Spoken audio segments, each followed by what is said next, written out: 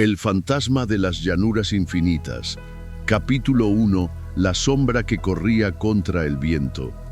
Sientes la vibración antes de verlo, un retumbar rítmico que atraviesa la tierra reseca, que hace temblar las hojas plateadas de los arbustos bajos. El aire huele a tormenta lejana y a polvo milenario. Estás en medio de una llanura que se extiende hasta donde la vista alcanza un mar dorado de gramíneas ancestrales que ondean bajo un cielo tan vasto que parece tragarse el horizonte. No hay montañas, no hay refugio, solo la planicie infinita y el viento que acarrea secretos de un mundo que aún no conoce al hombre. Entonces lo ves. Una silueta emerge del polvo dorado como un espectro elegante. No es colosal, pero su presencia domina el paisaje con una gracia que corta el aliento. 3 ejemplares galopan hacia ti en formación perfecta, sus cuerpos esbeltos y musculosos devorando la distancia con una fluidez hipnótica. Son del tamaño de ponis robustos, pero su porte es el de príncipes de la sabana. El pelaje castaño rojizo brilla bajo el sol del Mioceno como cobre bruñido. Sus crines ondean como estandartes de guerra, pero lo que captura tu mirada, lo que te paraliza, son sus patas. 3 dedos en cada extremidad golpean el suelo en sincronía perfecta, creando esa música ancestral que ha despertado tus sentidos. El dedo central, más largo, más fuerte, lleva el peso de la carrera.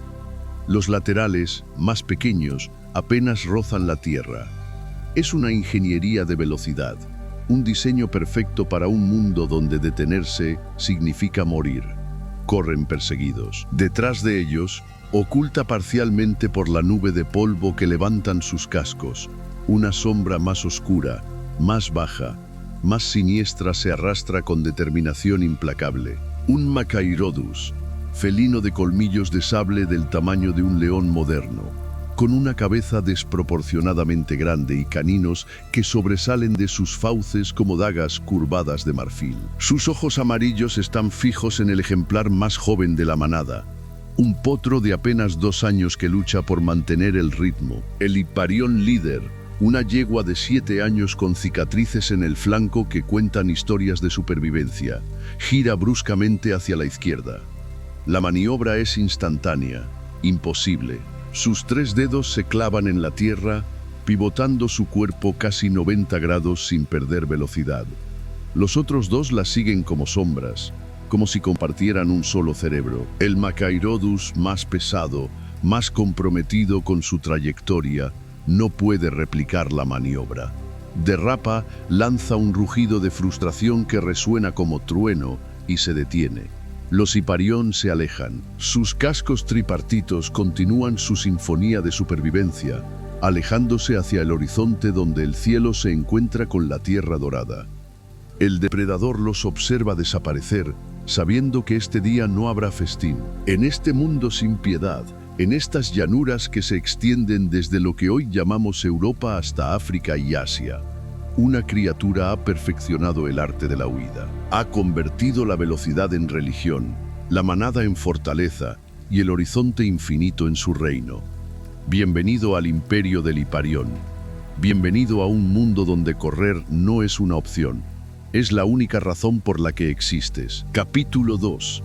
Vida y comportamiento. El animal en acción, la cosecha interminable. El amanecer en el Mioceno tardío no trae silencio. Trae hambre. La manada de Hiparión se despierta con las primeras luces, cuando el cielo aún conserva ese tono violáceo que precede al sol. Son 17 individuos, 4 machos adultos, 7 hembras, 3 juveniles y 3 potros nacidos esta misma estación. Se levantan casi al unísono, sacudiendo el rocío de sus lomos, estirando las patas delanteras en un ritual que han repetido cada mañana de sus vidas. No tienen tiempo que perder. Un Hiparión adulto necesita consumir aproximadamente 15 kilogramos de vegetación cada día. 15 kilogramos de gramíneas duras, de arbustos espinosos, de hojas correosas que su sistema digestivo procesará durante horas. No son exigentes, pero son incansables. Su supervivencia depende de convertir el paisaje en combustible. Observa cómo se alimentan. No arrancan la hierba con violencia, como lo harían los caballos modernos. Sus labios son increíblemente móviles, casi prensiles, capaces de seleccionar las hojas más nutritivas, las semillas más ricas en proteínas. Sus dientes están diseñados para una guerra de desgaste, molares altos coronados con complejos patrones de esmalte que pueden procesar vegetación abrasiva durante décadas. Cada mordisco es calculado, cada masticación una pequeña victoria contra un mundo que no regala nada. Pero incluso mientras comen, nunca dejan de vigilar. La cabeza se levanta cada pocos segundos. Las orejas, largas y móviles, giran como antenas parabólicas, capturando cada susurro del viento. Los ojos, situados a los laterales del cráneo, ofrecen un campo de visión de casi 360 grados. Pueden ver el peligro venir desde casi cualquier dirección sin siquiera mover la cabeza. Esta paranoia constante, este estado de alerta perpetuo, es el precio de la supervivencia. A media mañana, cuando el sol ya ha convertido la llanura en un horno abierto, la manada se desplaza hacia una zona de arbustos más densos. Aquí crecen especies que no existen en tu mundo. Sigoriza, arbustos de hojas gruesas y cerosas que retienen la humedad. Drepanolobium ancestrales, precursores de las acacias, con espinas más largas que tus dedos. Los consumen con cautela, sus labios expertos evitando las defensas más agresivas de las plantas. Y entonces, algo cambia. El semental dominante, un macho de 9 años con una estrella blanca en el hocico, levanta la cabeza bruscamente. Sus hollares se dilatan. Ha captado algo en el viento. No es el olor del Macairodus, ese aroma almizclado y amenazante que todos conocen demasiado bien.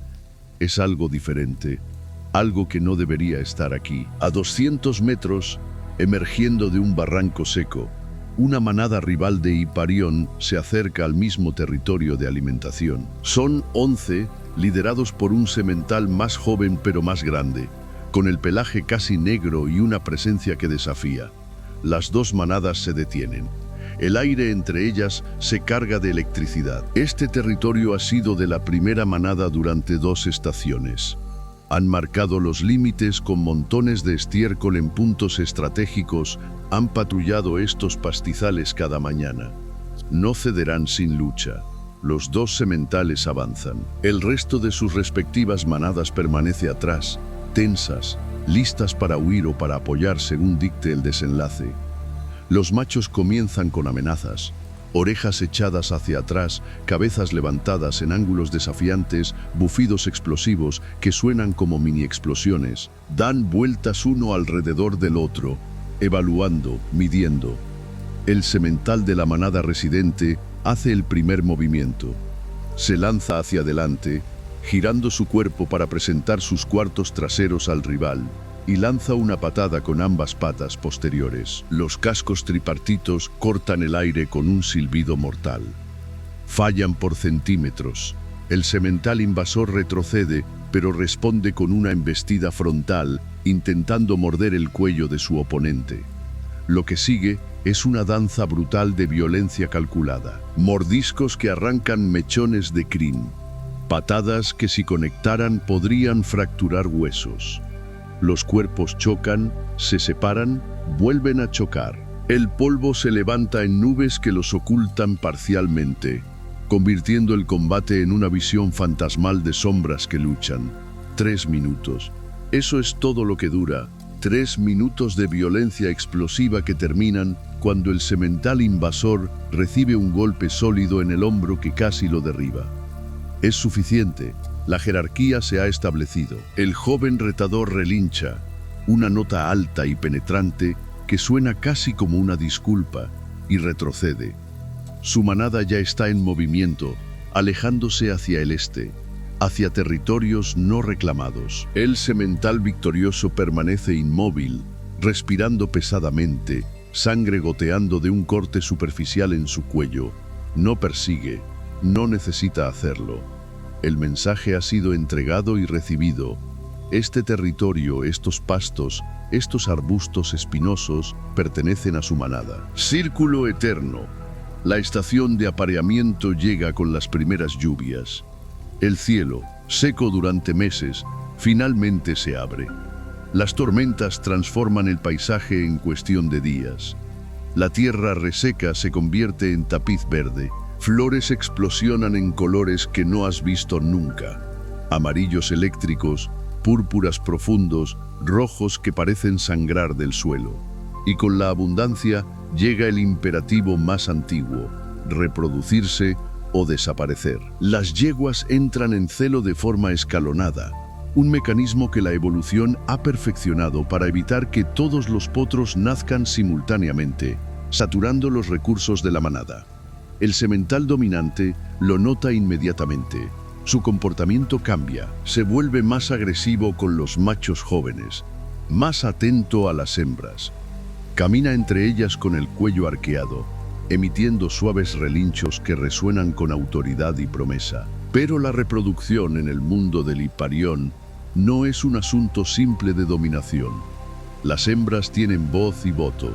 Una yegua primeriza de 3 años rechaza los avances del semental principal durante 2 días completos. Cada vez que él se acerca, ella patea, muerde, se aleja al galope. No es capricho, es evaluación. Está midiendo su persistencia, su fuerza, su capacidad para proteger. Solo cuando él demuestra una y otra vez que no se rendirá, ella finalmente acepta. El apareamiento es breve pero intenso. Dura apenas 30 segundos, pero esos 30 segundos portarán las esperanzas de la siguiente generación. 11 meses después, cuando la siguiente estación de lluvias comienza a amenazar en el horizonte, esa misma yegua se separa de la manada. No va lejos, solo a unos 100 metros, a una depresión poco profunda protegida por arbustos bajos. Su cuerpo sabe lo que viene. Ha practicado este momento en cada célula de su ser desde antes de nacer. El parto ocurre al amanecer. Rápido, silencioso, tiene que serlo. Los depredadores cazan en estas horas, cuando la luz es baja y las presas están vulnerables. El potro emerge envuelto en membrana amniótica, un paquete húmedo de potencial. La madre lo lame inmediatamente, limpiándolo, estimulándolo, transmitiéndole su olor para que la impronta sea instantánea. 15 minutos. Eso es todo lo que el potro tiene para ponerse de pie. 15 minutos para transformarse de criatura indefensa a miembro funcional de la manada. Sus patas, desproporcionadamente largas, ya tienen casi el 70% de la longitud que tendrán en la edad adulta. Tiemblan, se doblan, fallan una vez, 2 veces, 3, pero a los 17 minutos de vida está de pie. A los 30 minutos está mamando. La leche de su madre es extraordinariamente rica en grasas y proteínas, diseñada para acelerar el crecimiento. Necesita ganar peso rápido, necesita fuerza en esas patas, porque en cualquier momento puede que tenga que correr por su vida. El potro permanece cerca de su madre durante los primeros días, casi pegado a su flanco. Aprende observando, aprende cuando la manada se tensa porque hay peligro cerca. Aprende qué plantas comer probando todo lo que su madre consume. Aprende el lenguaje de las orejas, de la cola, de los relinchos que varían en tono y significado. A las 3 semanas está jugando con otros potros. Las persecuciones, los saltos, las falsas peleas, todo es entrenamiento disfrazado de diversión. Están practicando los movimientos que un día podrían salvarles la vida. Están desarrollando los reflejos que marcarán la diferencia entre ser cazador o presa. A los 6 meses, ya pasta regularmente junto con la leche materna. A los 9 meses, el destete es completo. A los 2 años, es casi indistinguible de un adulto en tamaño, aunque le falta la musculatura y la sabiduría. A los 3 años, las hembras pueden reproducirse. Los machos tendrán que esperar 1 o 2 años más, no por incapacidad física, sino porque necesitan la fuerza y el estatus para competir por el derecho al apareamiento. Si sobrevive, si esquiva a los depredadores, si resiste las enfermedades, si encuentra suficiente alimento durante las sequías, un hiparión puede vivir 20 años. Algunos excepcionales llegan a 25. Cada año, un triunfo. Cada estación superada, un milagro silencioso. La sinfonía de la supervivencia. No están solos. Nunca lo han estado. La manada de Hiparión se mueve a través de un ecosistema vibrante, un tapiz viviente de especies que compiten, cooperan, cazan y son cazadas. Mira a tu alrededor. Este mundo del Mioceno tardío, hace aproximadamente 10 millones de años, es un museo viviente de formas que tu mente apenas puede procesar. A tu derecha, un rebaño de Deinotherium pasta tranquilamente junto a un río temporal. Son proboscideos gigantescos, parientes lejanos de los elefantes, pero con una anatomía que desafía la lógica. Sus colmillos curvados apuntan hacia abajo desde la mandíbula inferior, dándoles una apariencia casi demoníaca. Usan esos colmillos para arrancar corteza de árboles y desenterrar raíces. Miden 4 metros de altura en la cruz. Pesan 6 toneladas, y cuando beben, el suelo tiembla. Los Hiparión mantienen una distancia respetuosa, no porque los Deinotherium sean agresivos, son herbívoros pacíficos, sino porque un animal de ese tamaño pisoteando en pánico podría aplastar a un potro sin siquiera notarlo. A tu izquierda, moviéndose entre la vegetación alta con una elegancia que contradice su tamaño, un Samotherium alza su largo cuello. Es un pariente primitivo de las jirafas, pero sin el cuello extremadamente alargado de sus descendientes modernos. Su cuello es más corto, más grueso, pero aún le permite alcanzar ramas que otros herbívoros no pueden. Tiene hocicones, protuberancias óseas cubiertas de piel en la cabeza, que usa en combates rituales con otros machos durante la época de apareamiento. El cielo tampoco está vacío. Enormes aves planeadoras surcan las térmicas, esperando. Son Argentavis magnificens que han migrado temporalmente hacia el norte, con envergaduras de casi 6 metros. Cuando algo muere en la llanura, ellas son las primeras en saberlo. Son las limpiadoras del cielo, las sacerdotisas de la carroña. Pero el animal que realmente importa, el que define cada decisión que los Hiparión toman, está escondido entre los arbustos. El Machairodus no es el único depredador. Hay hienas del tamaño de osos. Hay cánidos primitivos que cazan en manadas coordinadas. Hay serpientes constrictoras que podrían tragar un potro entero. Pero el Machairodus es el rey indiscutible. Es músculo y colmillos, paciencia y explosión. Y los Hiparión lo saben. Una tarde, mientras la manada se alimenta cerca de un bosquecillo de árboles ancestrales, el peligro se materializa. Una hembra de Machairodus, delgada tras semanas de caza infructuosa, ha estado siguiendo a la manada durante 2 días. Ha estudiado sus patrones. Sabe que cada atardecer se acercan a este bosquecillo para rumiar en la sombra. Ha elegido su escondite con precisión quirúrgica. Un arbusto denso a sotavento, donde su olor no alcanzará las narices sensibles de las presas.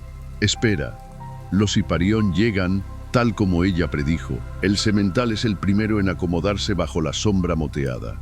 Luego las yeguas, luego los juveniles y finalmente el objetivo, un potro de 6 meses, suficientemente grande para alimentarla durante días, suficientemente joven para ser vulnerable. El potro se separa ligeramente del grupo, tentado por un arbusto con frutos maduros. 10 metros, 15 metros, 20. La Machairodus se tensa. Cada músculo de su cuerpo se transforma en resorte comprimido. Sus pupilas se dilatan hasta que sus ojos son pozos negros. Sus garras retráctiles se despliegan, silenciosas, mortales. Ataca. Explota desde el arbusto como un rayo naranja y negro. Sus patas traseras impulsan 300 kilogramos de músculo y furia a través de la distancia que la separa del potro. 20 metros, 15, 10. Pero la madre del potro ha visto el movimiento. Todas las madres han desarrollado este radar, este sentido sobrenatural para el peligro que amenaza a sus crías. Su relincho de alarma es un sonido que perfora el aire como una lanza. Agudo, urgente, inconfundible. La manada reacciona como un solo organismo. 17 cuerpos giran hacia la amenaza. El potro, paralizado por el terror durante un segundo crucial, finalmente se mueve. Corre. La Machairodus está ahora a 5 metros. Sus colmillos de sable brillan bajo el sol, curvados, diseñados para perforar venas yugulares, para desangrar presas grandes. Su rugido es el sonido de pesadillas ancestrales. Pero el potro tiene ventaja, una madre desesperada. La yegua se interpone entre el depredador y su cría. Es un movimiento suicida, nacido del instinto más profundo. Gira su cuerpo y lanza una patada doble con las patas traseras. Los cascos no conectan con la cabeza de la Machairodus, lo cual podría haberla matado, pero sí impactan su hombro con una fuerza que produce un sonido seco, horrible. La depredadora se tambalea. El dolor atraviesa su rabia. En ese segundo de vacilación, el potro alcanza la seguridad de la manada. Los Hiparión se agrupan, formando una muralla viviente de cuerpos y cascos. Ya no hay presa fácil, ya no hay víctima aislada. La Machairodus evalúa. Sus posibilidades se han evaporado. Con un último rugido de frustración, se retira, cojeando ligeramente, sabiendo que esta noche seguirá hambrienta. La manada permanece agrupada durante el resto del día. El potro tiembla junto al flanco de su madre, procesando lo cerca que estuvo de convertirse en comida. La madre lo lame, transmitiéndole consuelo en el único idioma que conocen. Mañana volverán a pastar. Mañana volverán a beber. Mañana el peligro acechará nuevamente. Porque así es la vida en el imperio del Hiparión. Una sinfonía interminable de supervivencia, donde cada nota es una decisión entre vida y muerte. Capítulo 3. Biografía de una especie. Contexto histórico. El nombre que porta un horror Hiparión. Pronuncia el nombre lentamente, deja que las sílabas rueden en tu lengua. Hiparión. 4 golpes de sonido que portan una historia de malentendidos científicos, brillantez paleontológica y un pequeño, perdonable error que se volvió permanente. El nombre proviene del griego antiguo.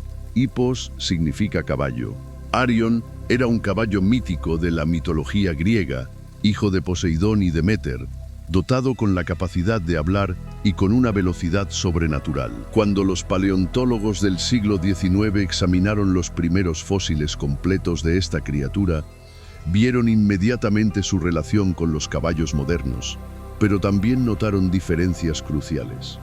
No era exactamente un caballo, era algo más antiguo, algo más primitivo, un caballo pequeño, un casi arión. De ahí, Hiparión. Pero existe un detalle lingüístico que hace que los puristas se estremezcan. Técnicamente, el diminutivo apropiado en griego habría sido Hippidión.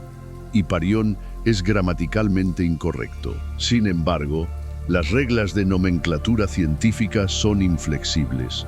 El primer nombre publicado formalmente, incluso si porta un error, tiene prioridad. Y así, este magnífico animal porta para siempre un nombre ligeramente equivocado. Pertenece al orden Perissodactyla, los ungulados con dedos impares, compartiendo linaje con rinocerontes y tapires modernos. Dentro de ese orden, a la familia Equidae, la misma que eventualmente daría origen a cebras, asnos y caballos. Pero el Hiparión representa una rama lateral, un experimento evolutivo que floreció durante millones de años antes de extinguirse sin dejar descendientes directos. Hay múltiples especies dentro del género Hiparión: Hiparión primigenium, Hiparión gromovae, Hiparión lonchipes, cada una con variaciones sutiles en tamaño, proporciones de los dedos, estructura dental, pero todas compartiendo esa arquitectura fundamental: herbívoros veloces, adaptados para llanuras abiertas, con 3 dedos funcionales.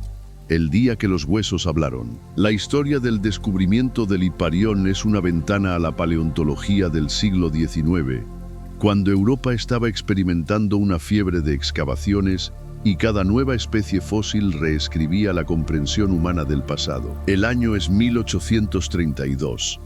El lugar, una cantera de piedra caliza cerca de la pequeña localidad de Eppelsheim, en lo que hoy es Alemania. Los trabajadores están extrayendo bloques para construcción cuando uno de ellos nota algo inusual en la roca. Formas redondeadas, demasiado regulares para ser naturales. Dientes, fragmentos de mandíbula, y luego, con mucho cuidado, el esqueleto parcial de una pata. Las piezas son enviadas a Johann Jakob Kaup, un paleontólogo alemán cuyo laboratorio en Darmstadt se está convirtiendo en un centro de referencia para la identificación de fósiles europeos. Kaup examina los huesos con fascinación creciente. No son de ningún animal vivo, pero definitivamente son de un équido, un pariente de los caballos. Lo que lo deja perplejo es la pata. 3 dedos, no uno, como en los caballos modernos. 3 dedos funcionales, cada uno con su propio casco. Es una forma intermedia, un puente evolutivo entre los équidos primitivos de dedos múltiples del Eoceno y los caballos de un solo dedo del presente. Kaup publica su descripción formal en 1833. Llama al animal Hippotherium. El nombre no perdura. Otros paleontólogos argumentan que ya existe un género similar descrito previamente y se produce una confusión taxonómica que durará décadas. Finalmente, en 1842, Cristol propone el nombre Hiparión y este prevalece. Durante las siguientes décadas, los fósiles de Hiparión se convierten en algo casi común en Europa. Se encuentran en Francia, España, Italia, Grecia, Turquía. Luego, sorprendentemente, en China, India, África del Norte y Oriental. Es una distribución geográfica alucinante. Este animal colonizó casi todo el Viejo Mundo durante el Mioceno tardío y el Plioceno temprano. Pero no todos los descubrimientos son pacíficos. La paleontología del siglo XIX está marcada por rivalidades feroces, acusaciones de robo de especímenes, batallas por la prioridad de publicación. 2 paleontólogos franceses, Albert Gaudry y Édouard Lartet, compiten amargamente por ser reconocidos como los principales expertos en Hiparión europeo. Intercambian insultos velados en artículos científicos. Se acusan mutuamente de interpretaciones erróneas. La batalla solo se enfría cuando ambos mueren, dejando a la siguiente generación la tarea de unificar sus hallazgos. Las dimensiones de un fantasma imagina un animal del tamaño de un pony robusto. Eso es el Hiparión. Dependiendo de la especie, medía entre 1.2 y 1.4 metros de altura en la cruz. Su longitud total, desde el hocico hasta la base de la cola, alcanzaba aproximadamente 2 metros. No era gigantesco. No inspiraría terror por su tamaño, pero lo que le faltaba en volumen lo compensaba en elegancia y eficiencia. Pesaba entre 180 y 250 kilogramos. Más o menos lo mismo que 3 humanos adultos combinados. Un tigre siberiano macho grande. O 2 leones hembra. Su peso era distribución pura de músculo magro y hueso optimizado. Nada sobraba. Cada gramo servía un propósito: velocidad, resistencia, supervivencia. Sus patas eran desproporcionadamente largas en relación con su torso, una adaptación clara para la carrera. La longitud de la tibia y el fémur sugiere que podía alcanzar velocidades de 50 a 60 kilómetros por hora en carreras cortas. No era tan rápido como un guepardo moderno, pero era considerablemente más rápido que cualquier depredador de su época en distancias largas. Su verdadera arma no era la velocidad explosiva, era la resistencia implacable. Los análisis de microestructura ósea sugieren una esperanza de vida de 18 a 25 años en condiciones naturales. Los individuos más viejos encontrados muestran desgaste dental extremo, artritis en las articulaciones, fracturas sanadas que hablan de encuentros violentos sobrevividos. Cada año adicional de vida era un logro monumental. El mundo que los parió. Para entender al Hiparión, debes entender su mundo.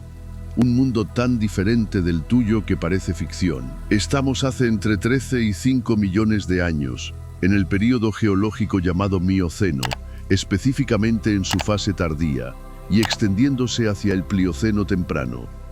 Es un mundo en transformación radical. Los continentes están casi en sus posiciones actuales, pero no del todo. India ya ha chocado con Asia, levantando el Himalaya hacia el cielo.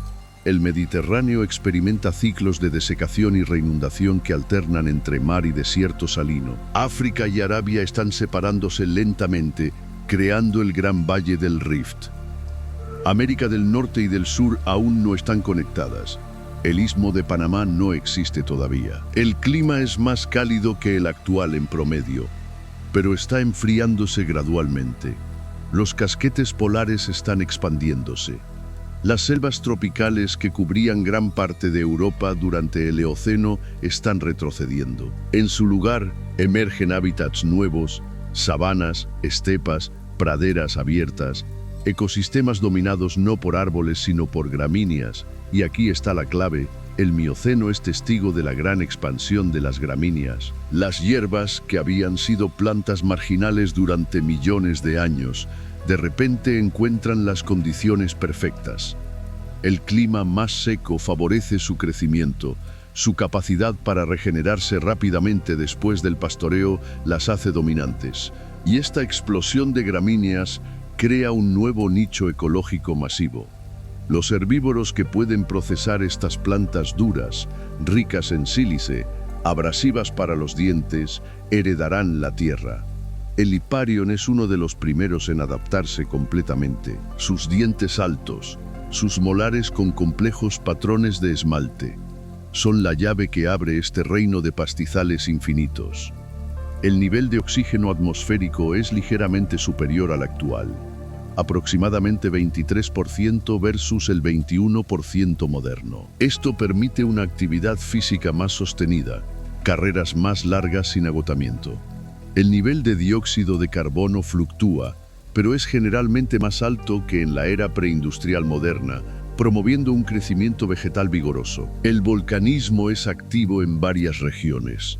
El Mediterráneo oriental experimenta erupciones que cubrirán lechos fósiles futuros con capas de ceniza volcánica, preservando esqueletos en posiciones de muerte dramáticas. En África Oriental, el Valle del Rift está naciendo en fuego y violencia sísmica, creando lagos, modificando drenajes, alterando ecosistemas completos.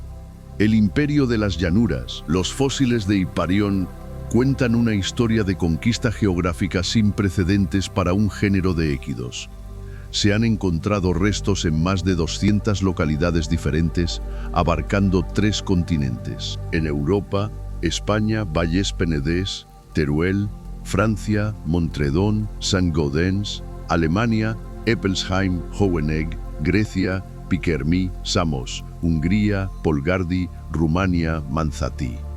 En Asia, China, Baod, Yushe; Mongolia, Formación Tuba; Irán, Maragé; Turquía, Sinap; en África, Kenia, Lotagam; Fort Ternan; Etiopía, Formación Sagantole; Chad, Toros Menaya; Argelia, Túnez. Reconstruye mentalmente ese paisaje. En lo que hoy es Pikermi, Grecia, hace 9 millones de años, las llanuras se extienden hasta el horizonte. Árboles dispersos de especies extinguidas proporcionan sombra ocasional. Manadas de Hiparion comparten el territorio con Deinotherium, con rinocerontes primitivos de cuernos torcidos, con giráfidos de cuello corto, con antílopes que desarrollan cuernos en espiral cada vez más elaborados. En lo que hoy es el desierto de Gobi, Mongolia, hace 8 millones de años, el paisaje es más árido pero aún soporta vida abundante. Los Hiparion aquí son ligeramente más robustos, adaptados a temperaturas extremas y vegetación más escasa. Migran estacionalmente siguiendo las lluvias, recorriendo cientos de kilómetros en busca de pastos verdes. En lo que hoy es el Valle del Rift, Kenia, hace 6 millones de años, los Hiparion africanos están comenzando a diferenciarse genéticamente de sus primos euroasiáticos. El aislamiento geográfico gradual está creando especies distintas. Algunos desarrollan patas más largas, otros, cráneos ligeramente diferentes. La evolución está experimentando. Este era su imperio, estas llanuras infinitas, estos mares de hierba, estos horizontes que prometían libertad y peligro en igual medida. Durante casi 8 millones de años, reinaron sobre ellos con cascos tripartitos y corazones que nunca dejaban de latir en alerta. Capítulo 4. Lo que lo hace único. El enigma, el misterio de los 3 dedos. Mira tu mano, 5 dedos. Ahora imagina que la evolución te obliga a correr por tu vida usando solo 3 de ellos, no cualquier 3. El dedo medio, más largo y fuerte, soportando el 90% de tu peso, mientras los dedos adyacentes, reducidos pero no eliminados, apenas tocan el suelo. Parece ineficiente. Parece un diseño a medio terminar. Si sin embargo para el Hiparión era perfección. Los paleontólogos debatieron durante décadas sobre el propósito de esos dedos laterales. Algunos argumentaban que eran vestigiales, reliquias evolutivas en camino a la desaparición, como tu apéndice o el coxis. Otros sugerían que servían para estabilidad en terreno irregular. Unos pocos especulaban que ayudaban en la tracción durante giros bruscos. Todos tenían razón. Y todos estaban equivocados. Los análisis modernos de biomecánica, usando modelos computacionales tridimensionales y simulaciones de elementos finitos, revelan algo sorprendente.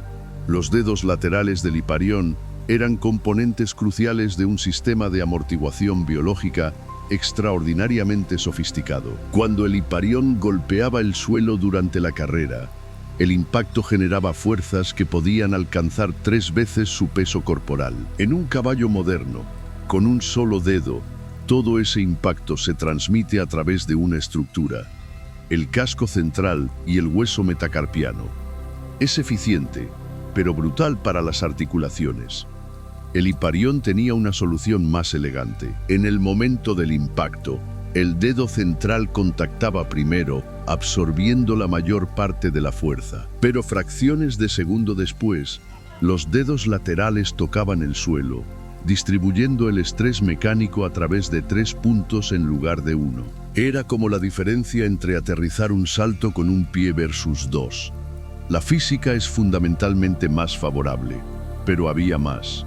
Los ligamentos que conectaban los 3 dedos actuaban como resortes biológicos. Almacenaban energía elástica durante la compresión y la liberaban durante el despegue, mejorando la eficiencia de cada zancada.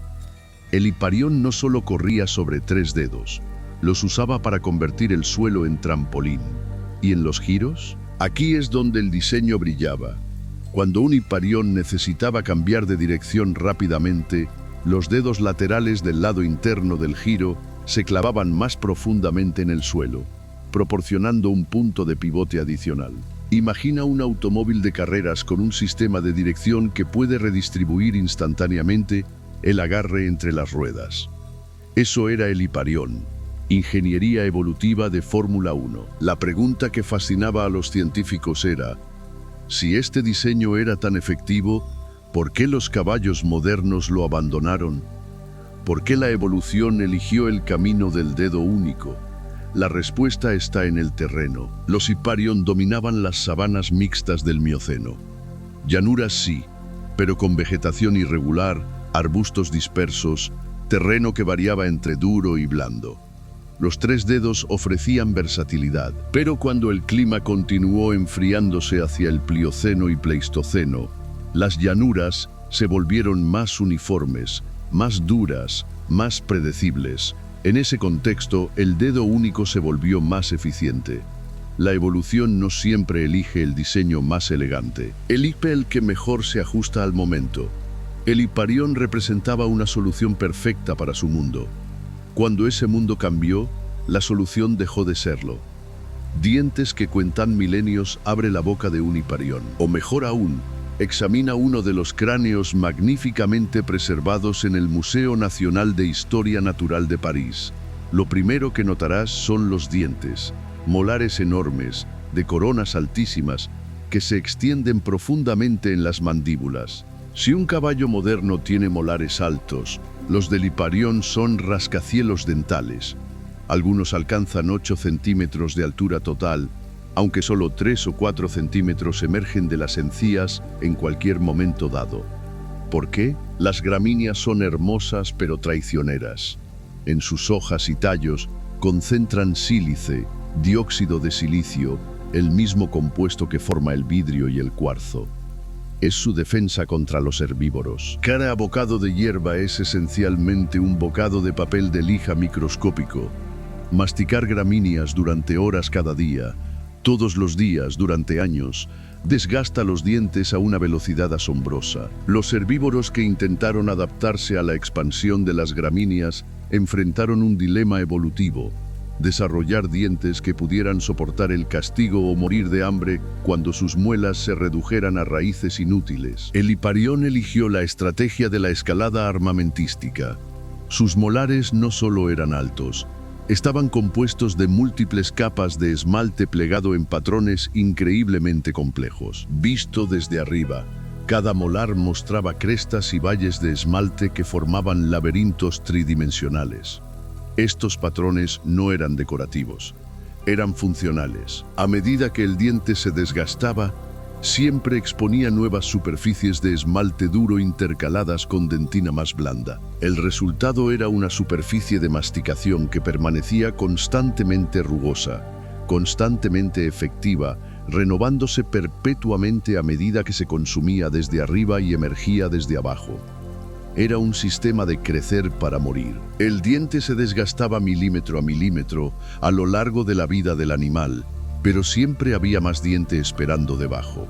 Paleontólogos ingeniosos se dieron cuenta de que podían usar este desgaste como un reloj biológico, midiendo la altura restante de los molares y comparándola con modelos de tasas de desgaste. Podían estimar la edad de un individuo cuando murió. Un hiparión con molares casi completamente desgastados había vivido una vida larga, probablemente 20 años o más.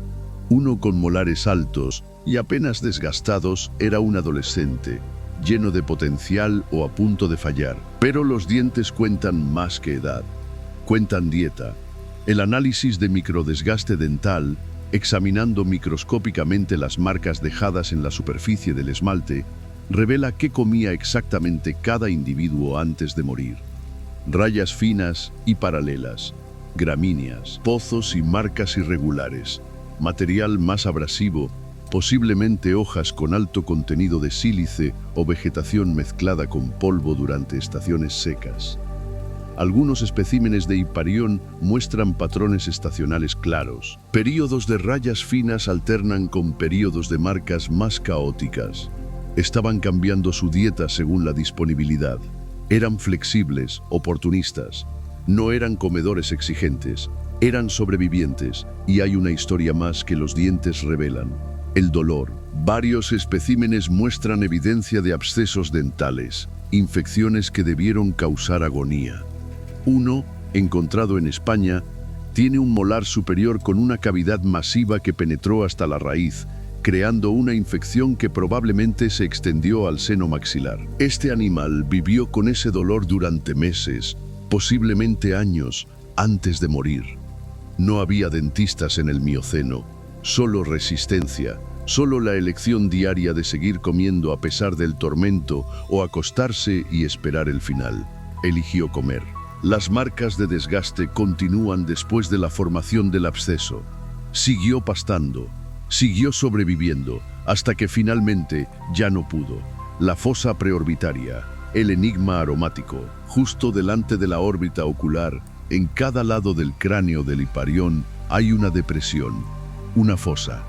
Los anatomistas la llaman fosa preorbitaria, y durante más de un siglo fue un misterio absoluto. No todos los équidos la tienen. Los caballos modernos carecen de ella.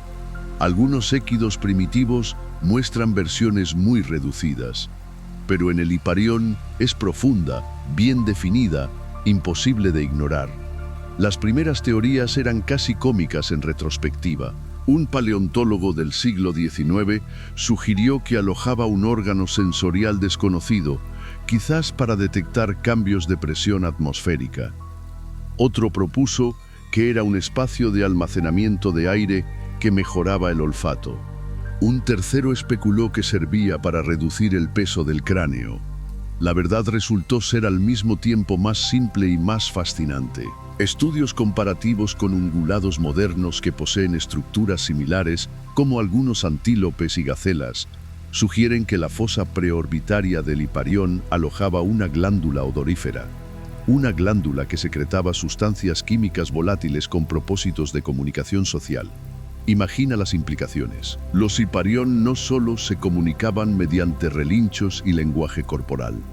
Tenían un canal de comunicación químico, invisible para depredadores que dependían principalmente de la vista y el oído. Podían marcar territorios frotando sus cabezas contra arbustos, dejando rastros aromáticos que otros Hiparión podían detectar horas o días después. Los machos podían anunciar su estatus reproductivo. Las hembras podían señalar su receptividad. Era un Internet químico, un sistema de mensajería biológico que operaba en una dimensión que los grandes depredadores apenas percibían. Pero había más complejidad. El tamaño de la fosa varía entre especímenes. Algunos tienen fosetas profundas, casi agujeros. Otros tienen depresiones superficiales. Análisis estadísticos muestran que los machos adultos tienden a tener fosas más pronunciadas que las hembras o los juveniles. Esto sugiere dimorfismo sexual vinculado a la señalización. Los machos dominantes, compitiendo por harenes, necesitaban anunciar su presencia y calidad de manera más agresiva. Sus glándulas preorbitarias eran más grandes, producían más secreción, dejaban marcas más duraderas. Era comunicación, era competencia. Era seducción química destilada en una depresión ósea del tamaño de tu pulgar. El espécimen que cambió todo. En una vitrina con temperatura controlada del Museo Nacional de Historia Natural de Atenas, descansa el esqueleto más completo de Hiparión jamás encontrado. No tiene un nombre romántico. Los científicos lo llaman simplemente PIC 13123. Pero para aquellos que estudian la paleobiología de équidos, es tan icónico como Lucy lo es para el estudio de la evolución humana. Fue descubierto en 1968 en Pikermi, Grecia, en lechos que datan de hace aproximadamente 9 millones de años. El paleontólogo que dirigía la excavación, un hombre llamado Nikos Solunias, supo inmediatamente que había encontrado algo extraordinario. El esqueleto está completo en un 95%. Faltan solo algunos huesos pequeños de la cola y unas pocas falanges. Todo lo demás está presente: cráneo con mandíbula completa, todas las vértebras cervicales, torácicas, lumbares y sacras, costillas, escápulas, húmeros, radios, cúbitos, pelvis, fémures, tibias, peronés, todos los metápodos y falanges principales. Pero la magia está en los detalles. Las superficies articulares de los huesos están en condición prístina, permitiendo estudios biomecánicos detallados. Los análisis de rango de movimiento de las articulaciones revelaron exactamente cuán ágil era esta criatura. Las vértebras cervicales muestran inserciones musculares que indican un cuello flexible, capaz de alcanzar el suelo para pastar, pero también de elevarse alto para vigilancia. Las marcas en las vértebras torácicas, donde los ligamentos suspensorios del abdomen se anclaban, permitieron estimar el tamaño del sistema digestivo. Era grande, desproporcionadamente grande para el tamaño corporal. El Hiparión dedicaba espacio significativo a procesar volúmenes enormes de vegetación de baja calidad nutritiva.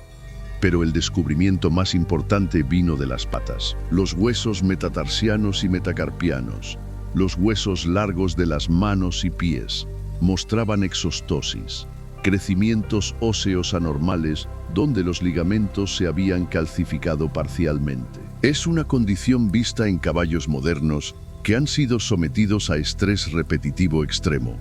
Caballos de carreras, caballos de trabajo pesado. PIC 123 había corrido mucho, y esas carreras habían dejado su marca en los huesos. Pero había algo más. La pelvis mostraba cicatrización de fracturas antiguas. En algún momento de su vida, este animal había sufrido un impacto lo suficientemente violento como para fracturar el ilión izquierdo, y había sobrevivido. La fractura había sanado, aunque de forma ligeramente desalineada. El Hiparión había cojeado durante semanas, posiblemente meses. Durante ese tiempo había sido vulnerable, incapaz de correr a máxima velocidad, presa fácil, y sin embargo sobrevivió. Los dientes indican que murió a los 22 años aproximadamente, muy viejo para un équido salvaje. Vivió lo suficiente para que sus molares se desgastaran casi hasta las raíces. Vivió a pesar de la fractura pélvica. Vivió a través de sequías, depredadores, competencia, enfermedad. Pictreso 123 es más que un esqueleto, es un testamento, evidencia física de que la vida en el Mioceno era brutal, pero que la voluntad de sobrevivir podía superar lesiones que en cualquier otra circunstancia habrían sido sentencias de muerte. Cuando miras esos huesos ahora, tras el vidrio, bajo las luces museísticas, estás mirando a un sobreviviente. Estás mirando a un individuo que se negó a rendirse. La promesa del abismo. Hemos explorado los dedos, los dientes, las fosas, el esqueleto que desafía el olvido. Pero el Hiparión guarda más secretos. ¿Cómo exactamente coordinaban las manadas sus movimientos durante las estampidas masivas que los fósiles sugieren ocurrieron? ¿Tenían líderes designados o era una democracia fluida de decisiones distribuidas? ¿Qué sucedía en sus cerebros? Los moldes endocraneales, reproducciones de la cavidad cerebral, muestran un cerebro de tamaño modesto, pero con áreas visuales y olfativas bien desarrolladas. ¿Procesaban el mundo de manera fundamentalmente diferente a como lo hacemos nosotros? ¿Veían colores que no podemos imaginar? ¿Olían historias en el viento? Y quizás más intrigante, ¿por qué, después de millones de años de éxito, desaparecieron? La extinción está esperando al final de este relato, pero su causa exacta permanece debatida. ¿Fue el clima, la competencia, los nuevos depredadores o simplemente mala suerte evolutiva? Estas preguntas nos esperan. Como espera la historia final del Hiparión, su último día sobre un planeta que pronto no tendría espacio para ellos. Capítulo 5. El testimonio de las rocas. Evidencia y legado los huesos que reescribieron el pasado. El otoño de 1832 fue inusualmente lluvioso en Eppelsheim. El Rin, hinchado por las tormentas, erosionaba las orillas con violencia renovada. Y en una cantera que había operado tranquilamente durante años, los trabajadores comenzaron a encontrar cosas que no podían explicar. Huesos enormes, fosilizados. El capataz de la cantera, un hombre pragmático llamado Johann Roth, podría haberlos descartado como curiosidades sin importancia. Pero había escuchado rumores de que naturalistas en ciudades lejanas pagaban por tales hallazgos. Empaquetó los especímenes más completos y los envió a Darmstadt. Johann Jakob Kaup recibió la caja con el escepticismo profesional de quien ha visto demasiados descubrimientos que resultan ser huesos de vacas o cerdos recientes. Pero cuando abrió el empaque y vio los dientes, supo que esto era diferente. No eran de ningún animal europeo moderno. La morfología era equina, inequívocamente. Pero esos tres dedos desafiaban todo lo que se conocía sobre caballos. Kaup trabajó durante meses, comparando los fósiles con colecciones anatómicas de equidos vivos y extintos. Consultó con colegas en París y Londres, leyó todo lo publicado sobre paleontología de mamíferos. Y finalmente, en 1833, publicó su descripción formal. El artículo causó sensación. No porque el Hiparión fuera el fósil más espectacular, no competía con los dinosaurios gigantes que estaban comenzando a emerger de Inglaterra, pero representaba algo conceptualmente revolucionario. Evidencia tangible de que los caballos habían tenido una historia evolutiva, que habían cambiado con el tiempo, que el presente no era un reflejo perfecto del pasado. En las décadas siguientes, los descubrimientos se multiplicaron exponencialmente. 1856. Albert Gaudry excava en Pikermi, Grecia, recuperando docenas de esqueletos de Hiparión junto con una fauna miocénica espectacular. 1868. Edouard Lartet describe especímenes de Francia, argumentando que representan especies distintas de las griegas. Comienza una controversia taxonómica que durará décadas. 1872. Primeros fósiles asiáticos de China. El rango geográfico del Hiparión se expande dramáticamente. 1894. Louis Leakey padre del famoso paleoantropólogo del mismo nombre, encuentra dientes de Hiparión en Kenia, extendiendo el rango hacia África Oriental. Para principios del siglo XX, el Hiparión se había convertido en uno de los fósiles de mamíferos más comunes del Mioceno tardío. Su abundancia lo convirtió en un fósil índice, una especie cuya presencia permitía datar estratos geológicos. Si encontrabas Hiparión, sabías que estabas en el Mioceno superior o Plioceno inferior. Era un reloj de roca. Secretos enterrados en ceniza. No todos los fósiles son creados iguales. Algunos son fragmentos dispersos, huesos aislados que ofrecen pistas tentadoras pero incompletas. Otros son tesoros que preservan no solo huesos, sino historias completas. En Hoevenegg, Alemania, existe uno de los yacimientos de Hiparión más extraordinarios del mundo. Hace aproximadamente 16 millones de años, este sitio era un lago volcánico, un mar, y periódicamente erupciones violentas cubrían el área con nubes de ceniza tóxica. Los animales que estaban bebiendo en las orillas cuando ocurrían estas erupciones no tenían oportunidad. Morían en minutos, asfixiados, envenenados. Sus cuerpos caían en aguas poco profundas y eran rápidamente cubiertos por sedimentos finos de ceniza volcánica. El resultado, millones de años después, fósiles de una calidad absurda. Los esqueletos en Hoevenegg están articulados en posiciones de muerte. Puedes ver exactamente cómo cayeron. Algunos están acurrucados, otros con las patas extendidas en espasmos finales. Las excavaciones han recuperado incluso tejidos blandos mineralizados, fragmentos de cartílago, secciones de tendones, en un caso, la impresión fantasmal de un órgano interno. Un espécimen particularmente conmovedor es una yegua con un feto casi a término preservado en su cavidad abdominal. Madre y potro, capturados en el momento exacto anterior al nacimiento, que nunca ocurriría. El pequeño esqueleto fetal muestra todos los huesos formados, listos para la vida. Las proporciones son idénticas a las de potros de caballos modernos. Patas largas, cabeza grande, cuerpo compacto. Estaba listo, solo necesitaba nacer. En cambio, se convirtió en piedra dentro de su madre. El último atardecer, la extinción, no es un evento, es un proceso. El Hiparión no desapareció de repente en una catástrofe global. Se desvaneció gradualmente, población por población, región por región, a lo largo de millones de años. Pero hubo un momento, en algún lugar, cuando el último individuo respiró su último aliento. Imagina ese momento, hace aproximadamente 5 millones de años, en lo que hoy es Mongolia. El clima ha cambiado notablemente en los últimos milenios. Los veranos son más secos, los inviernos más largos. Los pastizales que una vez se extendían infinitamente ahora están fragmentados por zonas de desierto creciente.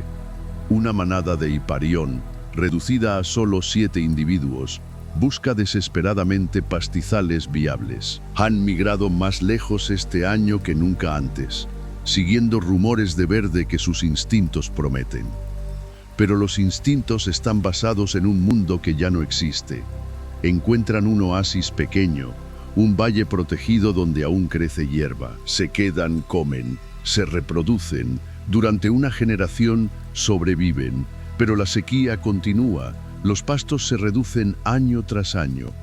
La competencia con otros herbívoros, especies más adaptadas al nuevo clima árido, se intensifica. Un invierno especialmente brutal mata a 2 potros. Una yegua vieja muere de hambre porque sus dientes finalmente se han desgastado hasta lo inutilizable.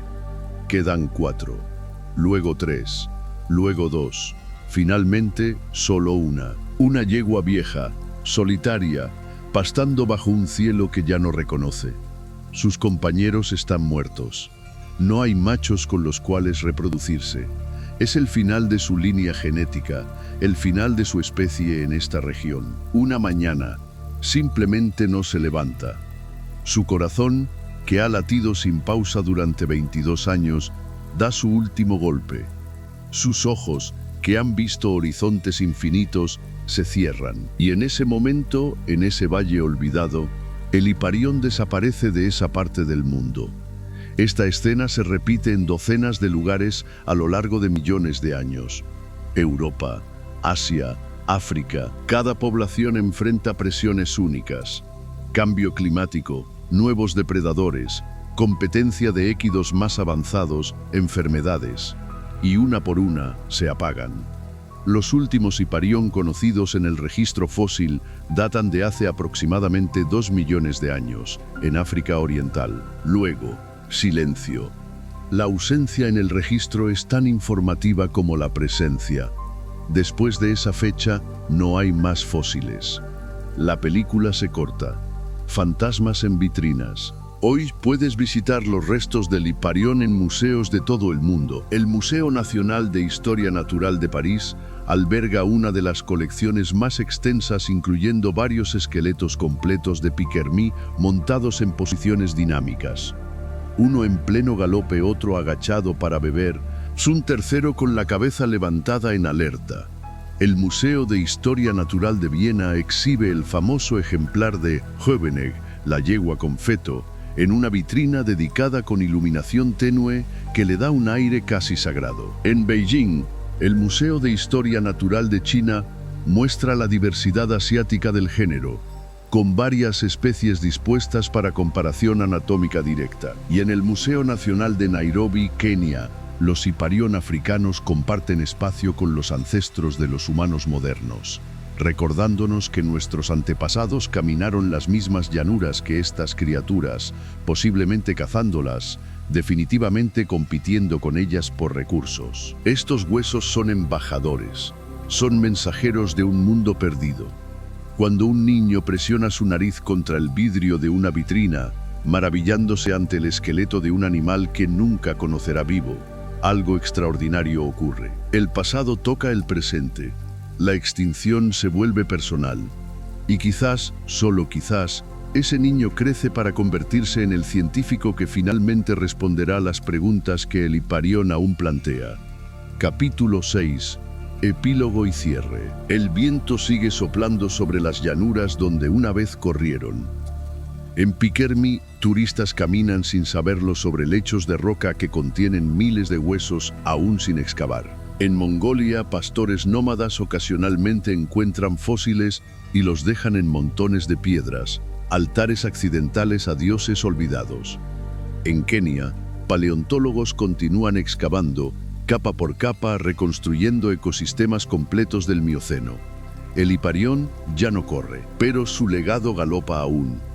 Nos enseñó que la evolución no es una escalera lineal, sino un arbusto ramificado, lleno de experimentos, algunos exitosos durante millones de años antes de finalmente fallar. Nos mostró que la adaptación perfecta para un mundo puede volverse inadecuada cuando ese mundo cambia. Nos recordó que la extinción no es castigo por debilidad, sino simplemente el precio de existir en un planeta dinámico. Y nos dejó belleza. La belleza de una criatura diseñada por millones de años de selección natural para hacer una cosa perfectamente: correr. Correr hacia la vida, lejos de la muerte, a través de horizontes que parecían infinitos. Si este viaje al Mioceno tardío, a las llanuras donde los 3 dedos golpeaban la tierra en sinfonía de supervivencia, te ha movido, te pido algo. Suscríbete a Gigantes del Pasado. Cada semana resucitamos otro habitante del mundo perdido. La próxima semana podría ser un depredador que hacía parecer pequeño al Machairodus.